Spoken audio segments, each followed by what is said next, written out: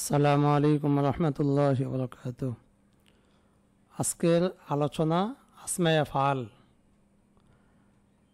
আসমায়ে আফআল কী জিনিস, এগুলো আমরা কোন কোন ক্ষেত্রে ব্যবহার করি, এখানে একটি তালিকা দেওয়া আছে যে আসমায়ে আফআলের যে তালিকা, এই তালিকাগুলো ইনশাল্লাহ বিস্তারিত বলবো। তো প্রথম আসমায়ে আফআলের পরিচয়। এমন ইসিম যা আমর কিংবা মাজির অর্থ দেয়। আসমায়ে আফআল মানে ফেলের ইসিম, মানে ফেলের ইসিম সমূহ দ্বারা উদ্দেশ্য ফেল না হওয়া সত্ত্বেও এমন ইসিম যেগুলো ফেল না হওয়া সত্ত্বেও ফেলের অর্থ দেয়। এইভাবে সহজে মনে রাখতে হবে যে যেগুলো ফেল না হওয়া সত্ত্বেও ফেলের অর্থ দেয়, মানে শব্দগুলো ইসিম হবে কিন্তু অর্থ দিবে কার? ফেলের। যেমন আমরা সূরা ফাতিহা পড়ার পরে বলি কি আমিন। আমিন এই শব্দের অর্থ হলো ইস্তাজিব। কি বললাম? আমিন শব্দের অর্থ কি? এই যে এখানে দেওয়া ইস্তাজিব। আমিন এই যে এটা হলো ইসমে ফেল, আর এটার অর্থটা ইস্তাজিব, আর বাংলা হলে তুমি কবুল করো। তাহলে আমিন এই শব্দটি কোনো ফেল নয়। এখানে এমন বলা যাবে না যে এটা অমুক বাব থেকে আমরের সিগা, এটা কোনো বাবও হয় না, তার আমরের সিগা এমনও হয় না যে এতটুকু আমরের অর্থ দেয়। আমিন ইস্তাজিব, তুমি কবুল করো। আমরা আজানের মাঝে বলি হাইয়া আলা সলাহ। হাইয়া আলা সলাহ যে এখানে দেওয়া আছে হাইয়া মানে আকবিল, আল ইকবালু আকবালা ইউকবিলু, এর থেকে আমার ছিল আকবিলের অর্থে। হাইয়া মানে আসো, হাইয়া আলা সলাহ। হাইয়া আলা সলাহ মানে নামাজের দিকে আসো। তাহলে হাইয়া এটা ইসমে ফেল, এটা কিসের অর্থ দেয়? আকবিলের অর্থ দেয়। ইসিম হওয়া সত্ত্বেও ফেলের অর্থ দেয়, তাহলে এটা কি ইসমে ফেল। তারপরে জুলাইখা ইউসুফ আলাইহিস সালামকে বলছিলেন যে ওয়াকালাত হাইতালাক ওয়ারাওয়াদাত হুল্লাতি হুয়া ফি বাইতিহা আন নাফসিহি ওয়াগাল্লাকাতিল আবওয়াবা। পরে আছে কি ওয়াকালাত হাইতালাক গাল্লাকাতিল আবওয়াবা। জুলাইখা ইউসুফ আলাইহিস সালামকে ভবনে ওঠার পরে দরজাগুলো বন্ধ করে দিয়েছেন। গাল্লাকাতিল আবওয়াবা, দরজাগুলো বন্ধ করে দেওয়ার পরে এবার বলতেছে ওয়াকালাত, জুলাইখা বলতেছে ওয়াহিদ মোনাস গায়েবের সিগা হাইতা লাক, এদিকে আসো। তাহলে লাক হাইতা, হাইতা মানে কি? তুমি আসো। তাহলে হাইতা শব্দটা কি? ইসমে ফেল। তাহলে ইসমে ফেল কি জিনিস? যেগুলো ইসিম ফেল না হওয়া, এমন ইসিম ফেল না হওয়া সত্ত্বেও ফেলের অর্থ দেয়। ফেল অর্থ দেয় মানে হয়তো মাজি অর্থ দিবে অথবা আমারও অর্থ দিবে। যেমন এখানে ভাগ ভাগ করে দেওয়া আছে আল আসমাউল আফআল বিমান আল মাজি, যে আসমা আফআলগুলো মাজির অর্থ দেয়। যেমন এখানে তিনটি শব্দ দেওয়া আছে, হাই হাতা এটা বাউদের অর্থে, সাত্তানা এটা ইফতারাকার অর্থে, সার আনা এটা আসরার অর্থে, সে দূরত্ব করেছে। বাকি এগুলো আমরা ব্যাকরণিক কিতাবে পাই, বাস্তবতা ব্যবহারটা একটু কমই পাই। কোরআন শরীফে একটা আছে হাই হাত লিমা তু আদুন। লিমা তু আদুন, তোমাদেরকে যে প্রতিশ্রুতি দেওয়া হয়েছে তা কতই না দূরে হওয়া বিষয়, তা কতই না দূরে। তাহলে হাই হাত মুয়াক্কাদ তাকিদ। বাকি এই হাই হাত শব্দটার অর্থ কি? কতই না দূরে। তাহলে এটা ইসমে ফেল। এরপর আছে আল আসমাউল আফআল বিমান আল আমর। আসমা আফআল বিমান আল আমর। রুয়াইদা, রুয়াইদা এটা আমহিলের অর্থ মানে সুযোগ দাও। বালহা, বালহা এটা দা এর অর্থে মানে ছেড়ে দাও। ওয়াদা ইয়াদাউ থেকে আমর এসেগুলোকে দা ছেড়ে দাও। হাইয়া হাল, হাইয়া হাল এটা আকবিলের অর্থে এসো। আলিকা এটা আমরা এই যে আমাদের কিতাবাতে ব্যবহার হয়, আলিকা মানে তোমার উপর আবশ্যক। দুনাকা শব্দের অর্থ হলো খুজ, আর হা শব্দের অর্থ হলো কি? ধরো। আমিন শব্দের অর্থ ইস্তাজিব, তুমি কবুল করো। কত্তু কত, কত শব্দটা এই যে ফাকত একটা শব্দ ব্যবহৃত হয়, এই ফাকতের মাঝে ফা এটা হলো কি? ফায়ে জাজাইয়া। আর কদ এটা হলো কি? ইনতাহির অর্থে। ইনতাহি, যে ইনতাহি আমরের সিগা।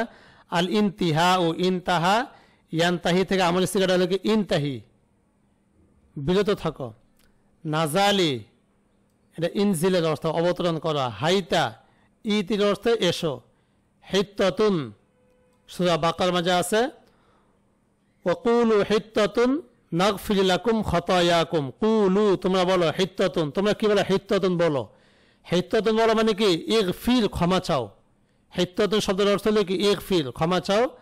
নাগফির লাকুম খতায়াকুম আর আল্লাহ তাআলা বলে নাগফির লাকুম জমা মুতাকাল্লিম সিগা। আল্লাহ তাআলা বলতেছে কি আমি তোমাদের গুনাহগুলোকে ক্ষমা করে দিব। তোমরা হিত্তাতুন বলো তাহলে আমি তোমাদের গুনাহকে ক্ষমা করে দিব। হিত্তাতুন বলো মানে কি ইগফির তোমরা ক্ষমা চাও আমি ক্ষমা করে দিব। তাহলে হিত্তাতুন শব্দ এটা ইগফিরের অর্থে, এটা ইসমে ফেল। হাইয়া এটা আকবিলের অর্থে, হাইয়া আলা সলাহ। সহ এটা হলো উস্কুতের অর্থে।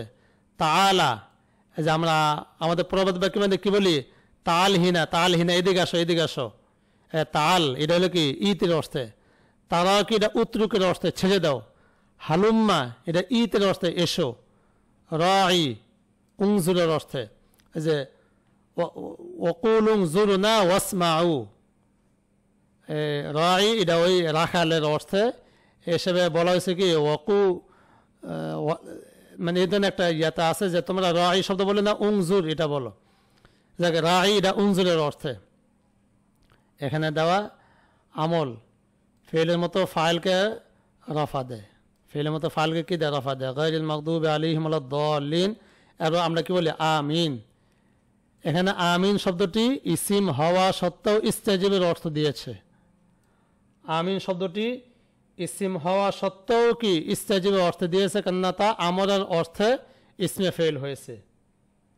এটাকে আমর অর্থে কি ইসমে ফেল, তার মাঝে আংতা জমির আছে এবং তাকে রফা দিয়েছে। তাহলে ফেলের মতো ফালকে কি দেয় রফা দেয়। ওয়াকুলু হিত্তাতুন নাগফির লাকুম খতায়াকুম কোরআনের আয়াত। কুলু তোমরা হিত্তাতুন বলো নাগফির লাকুম খতায়াকুম তাহলে আমি তোমাদের গুনাহগুলো ক্ষমা করে দেব। তাহলে এখানে হিত্তাতুন শব্দটি ইসমে ফেল। এই কথাটাই বলা হয় যে এখানে হিত্তাতুন শব্দটি ইগফিরের অর্থ দিয়েছে তাই এই শব্দটি ইসমে ফেল। অর্থাৎ তোমরা বলো আপনি আমাদেরকে ক্ষমা করে দেন তাহলে আমি তোমাদের গুনাহসমূহ ক্ষমা করে দিব। তাহলে হিত্তাতুন শব্দটি ইসিম হওয়া সত্ত্বেও আমার অর্থ দিয়েছে বিদায় এটা ইসমে ফেল। ওয়াগাল্লাকাতিল আবওয়াবা ওয়াকালাত হাইতালাক। এই যে ক্বালাত হাইতালাক এটা তো বলা হয়েছে হাইতালাক এটা ইতির অর্থে। আর হলো লা তাকুলু রাইনা ওয়াকুলু উনজুরনা ওয়াসমাউ। লা তাকুলু রাইনা মানে আল্লাহ রাসূলকে তোমরা রাইনা এটা ওই আমাদের রাখালের সাথে সাদৃশ্য হয়ে যায় বিদায় বলছে তোমরা রাইনা বলিও না। ওয়াকুলু উনজুরনা ওয়াসমা ওয়াকুলু তোমরা বলো উনজুরনা আমাদের দিকে তাকান। মানে রাই এটা অর্থ আমাদের দিকে তাকান আর উনজুর এটার অর্থ কি আমাদের দিকে তাকান।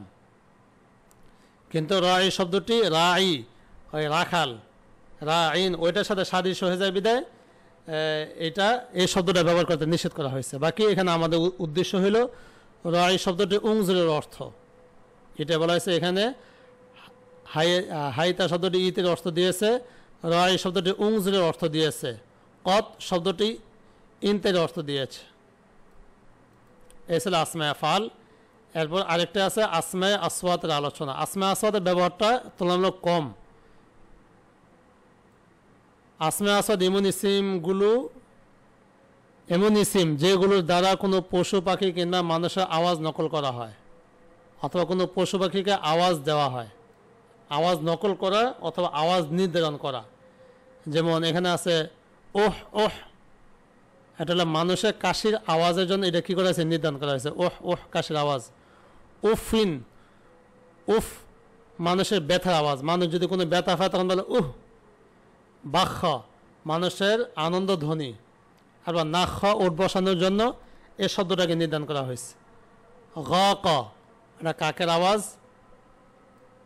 কোরআন শরীফে একটি শব্দ ব্যবহার আছে ফালা তাকুল্লাহুমা উফিন তোমরা মা বাবাকে কি বলে না উফিন বলিও না, কোনো কাজের কারণে বিরক্তি ভাব প্রকাশ করিও না। এটা হলো আসমায়ে আসওয়াত। এর পরবর্তী সবক ইনশাল্লাহ বাদ জুরুফ জরাব সম্পর্কে আলোচনা করব।